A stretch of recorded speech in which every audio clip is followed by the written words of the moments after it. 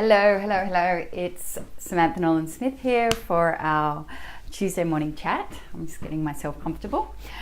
How are you?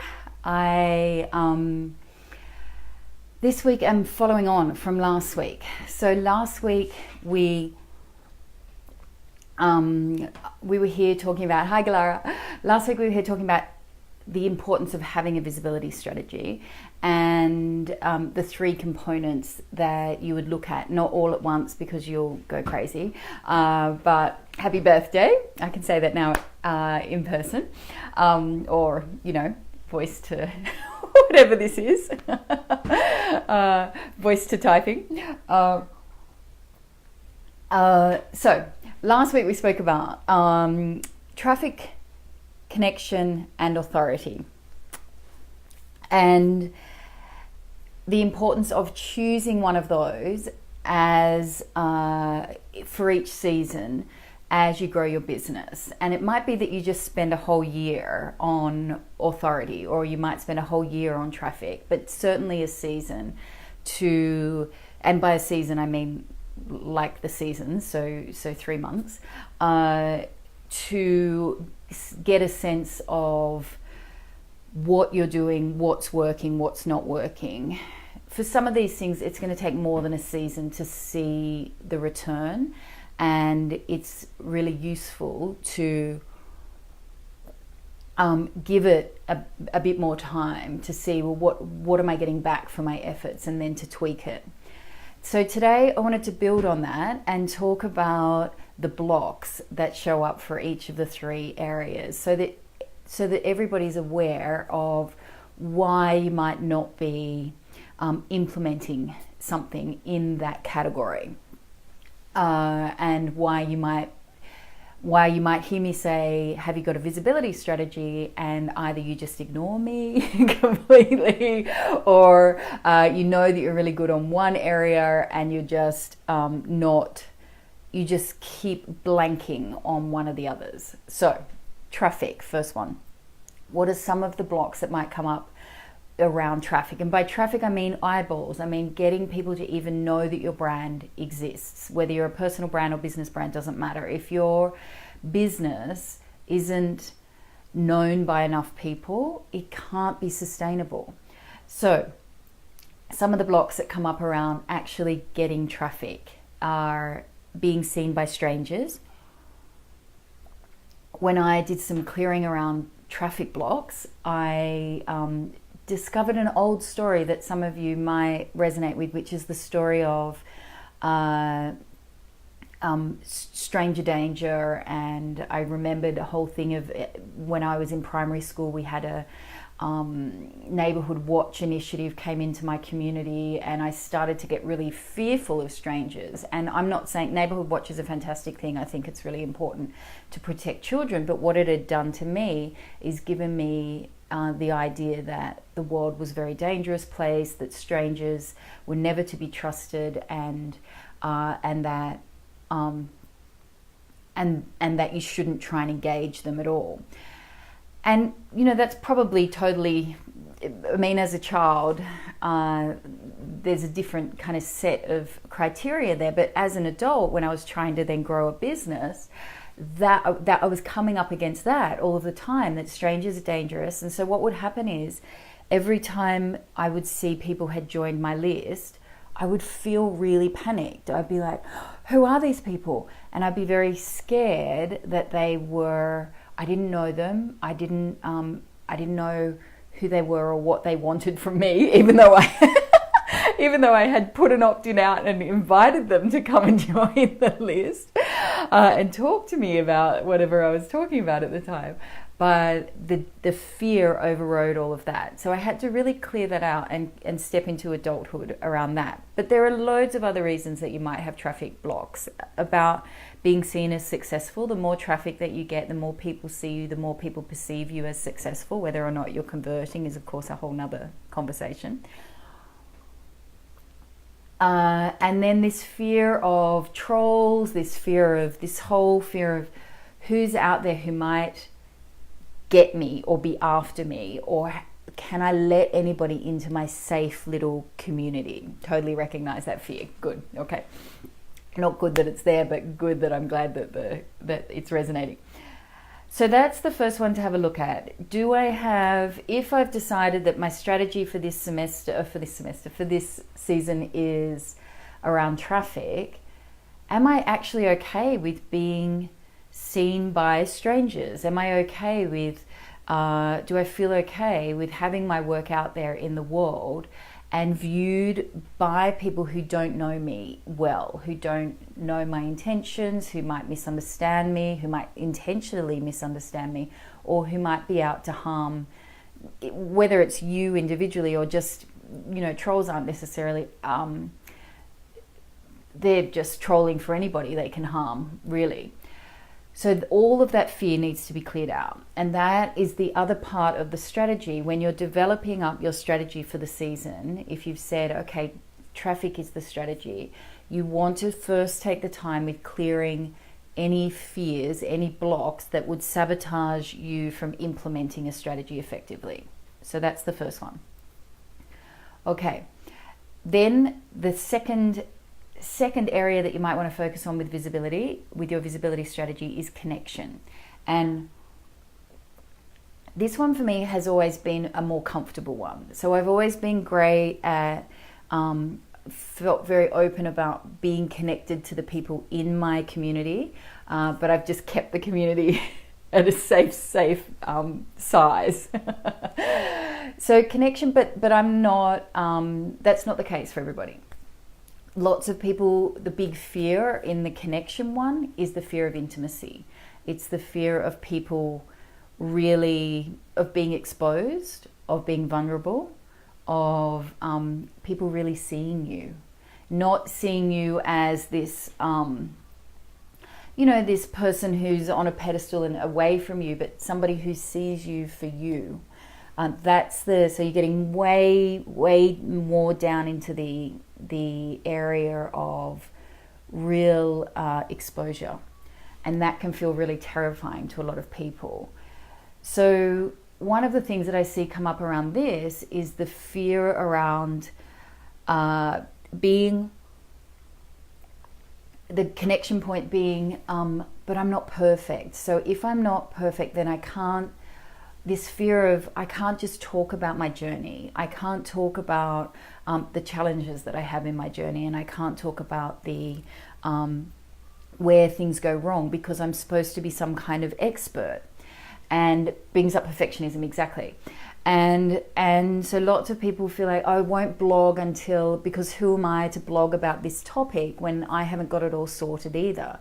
But when you're willing to be human and be a peer and be somebody who's on the journey, who's sharing her journey, then the opportunity for connection is much greater, because the reality is people aren't looking for a guru who's got it all together. They're looking for somebody who is just a little bit further along the journey than them, who knows exactly where they have been, who can empathize with where they've been, and who can give some pointers and some tips, but who isn't showing up as being this perfect being who's got it all together, because that doesn't feel authentic and it doesn't feel realistic. It doesn't feel like I can get there then, because we all know in ourselves that none of us are perfect. Also, when I see people who realize I'm perfectly imperfect, when I am seen, people will realize I'm perfectly imperfect. And that is the most charming thing of all, being perfectly imperfect. It's the thing that actually connects people. The posts that always get the most amount of engagement for me in the School of Visibility are the ones where I really just lay it all on the line, and I just say, this is how it's been going, and this is, these are the struggles that I've been through, and this is where I've got to. And people love that. I just had someone the other day say to me, I signed up to you through B School because of your stories, of your struggles, because I connected with you through those stories. So I want to encourage you to find the balance there that works for you. I'm not saying lay everything out on the table and every day be like, oh, the world's, horrible and da da da da da. Like you have to find this balance of vulnerability and asking yourself, if I'm sharing a story, what is the purpose of sharing this story? Is there some deeper intention for sharing the story? Am I just doing a emotional dump on my community, or am I sharing a story because it will connect us, because people will feel less alone, or because there's some lesson that comes out of this story which I think people could benefit from, or because this is a really important thing for everybody to know along their journey, that these things happen. So note the difference between just dumping because you've used your community as a dumping ground for all of your emotional baggage, and sharing stories with intention and with a willingness to be open and vulnerable and share of yourself. And then, of course, the clearing of the blocks around that, the stories around, but I have to be perfect, but I have to have it all together, but I have to, people will judge me if I'm not like, we compare ourselves, I don't know, to like Oprah showing up on television, or Ellen, or whatever it is, and they have massive, let's say we're talking in the realm of doing videos, and they have massive production crews, and they have makeup artists, and they have they have staff on staff on staff supporting them. So they're just the talent. They show up and they're completely supported. Nobody in your community expects you to show up in that way. They know that you're not, you don't have a television network behind you. And they choose to be there anyway. They want to be connected to you in a much more intimate way. So that's the second one. The third area in terms of visibility strategy and where you might focus your attention is authority, building authority. And the big blocks that come up here are around claiming space, around who am I to step forward and have a voice in this space, and who am I to be seen as a leader, and am I willing to claim that leadership role? Because nobody gives you, when you work in a company, of course you sort of work your way through the ranks if that's what you're doing, and you get a title at some point, but even that doesn't make you a leader. It makes you a leader in title, but it doesn't necessarily make you a leader in behavior. And when you're working for yourself, it's all about, nobody comes along and says, here's your title, here's your leadership badge. It's about, how do I behave, how do I show up, and how do I choose to lead? How do I have the self-confidence to presume that I've got something that others might want and might want to follow? So for me, my personal experience with that was around big blocks around being seen as successful, being seen as, not because I didn't want to be successful, I was perfectly happy to be successful. I didn't want other people to judge me for being successful, because I had been bullied as a girl, and the bullying started because I had been successful in a number of areas, from sports to academics to socially, had all the pieces, musical, etc. I'd kind of been on a winning streak, let's say, and then some people did not like that. Some of my close friends did not like that, and so they turned against me. And so the authority piece has been a piece that I've had to work on as well, because this idea of, I can be seen to be an authority, to be successful, to be to have a voice. And then, of course, the other piece comes in from the beginning that we spoke about before, which is, and then if I have a voice, how will people respond to that? Not just in terms of, will that press their buttons around what they want and aren't getting themselves, but also, will it bring people out of the woodwork, the trolls, the haters, etc. And of course, in some industries that will happen, and in some industries it won't. There are particular industries where people are drawn to that and not. And then there's the releasing of all of the fear around that. So they're the 3 areas that I'm recommending that you consider focusing on as you build your visibility strategy. They're the types of blocks that you want to keep your eye out for.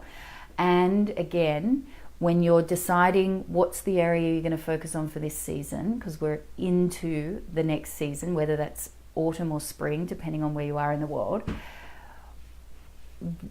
have you integrated some clearing of visibility blocks into that? Because if you don't, you could spend the entire season spinning your wheels. Traffic's a big one for me. Yeah, me too, Galara.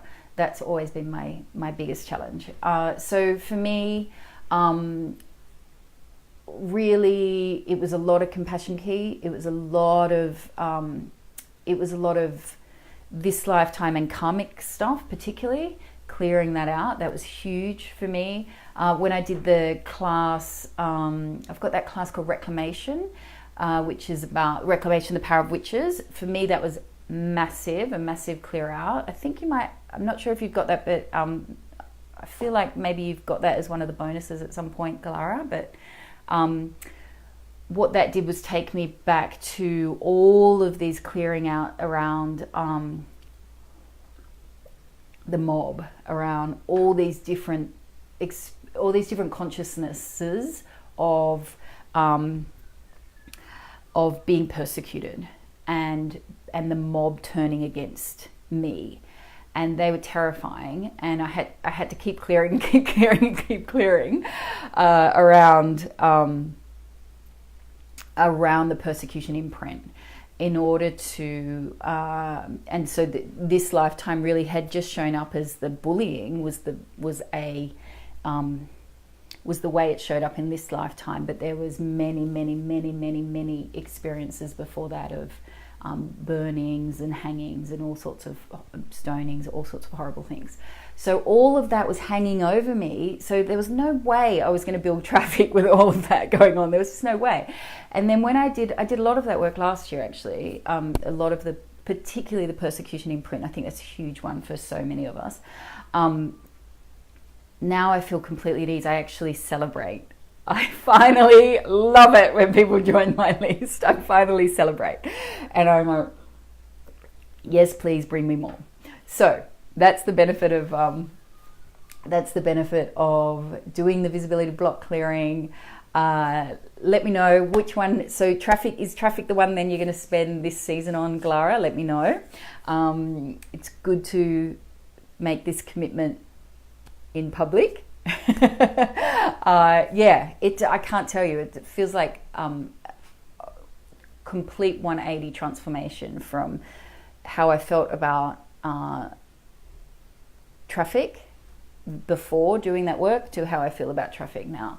So I think this is so important, because whilst I think strategy and tactics are hugely useful, without the third part of that triangle being the block clearing, you just can't, you'll just be hitting your head up against the wall all the time. Okay, so that's, yes, I'm up for it. Excellent. What I've also found, last thing to say there is, once you clear your blocks, the other thing is you stop taking the most time-consuming path to get to where you want to go. So what I mean by that is, if you would ask me for the last 10 years, do you do anything around getting traffic? I'd say, yeah, sure. I blog every week, and I promote my posts, etc.